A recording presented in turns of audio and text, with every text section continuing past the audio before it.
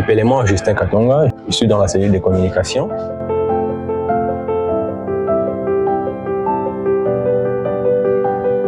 Pour le thème d'aujourd'hui qui concerne la patience est une vertu.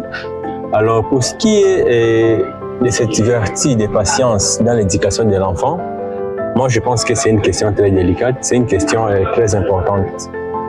Un enfant, pour l'éduquer, c'est pas du tout facile, c'est tout un processus, comme je l'ai tantôt bien dit, et surtout pour les enfants qui ont vécu beaucoup d'événements antécédents dans leur passé.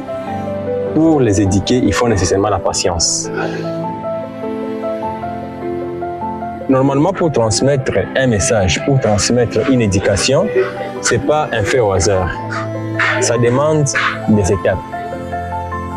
Il y a de ces enfants à qui vous pouvez parler pour la première fois, ils ne comprennent pas. La deuxième fois, vous voulez parler, ils ne comprennent toujours pas. Alors, les enfants pareils, on ne doit pas les abandonner. Parce que les abandonner, ce n'est pas une solution en soi. Il faut maintenant placer l'enfant au diapason et les situer dans un contexte où il demande un suivi. Alors, ce suivi-là, c'est fait aussi par étapes. On doit suivre les étapes. On cherche d'abord à savoir pourquoi l'enfant n'arrive toujours pas à comprendre.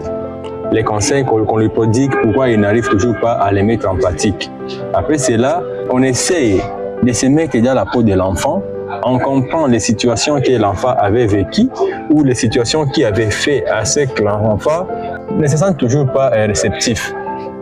Après avoir compris toutes les étapes, on prend maintenant l'enfant, on l'éduque les miens. Alors, mais on ne peut pas se dire, on ne peut pas prétendre éduquer l'enfant d'un coup comme ça. Donc, c'est tout un processus, raison pour laquelle la patience aussi devait jouer un rôle pour l'éducateur et pour l'éduquer. Parce que nous-mêmes, étant grands, on peut nous prodiguer des conseils qui peuvent nous aider dans notre vie, mais avant de les assimiler, ça demande parfois une question de discernement. On doit d'abord discerner si la chose qu'on vous a dite. Alors, pour l'enfant, c'est toujours le cas. Comme l'enfant, lui, n'a pas la faculté de discernement, peut-être que l'enfant peut ne pas être réceptif. Il manifeste un comportement de méfiance ou de négligence au départ pour les conseils qu'on lui a prodigués. Alors, cela, bien sûr, peut démotiver la personne qui lui a donné les conseils. Alors, si on n'est pas patient, on abandonne le processus.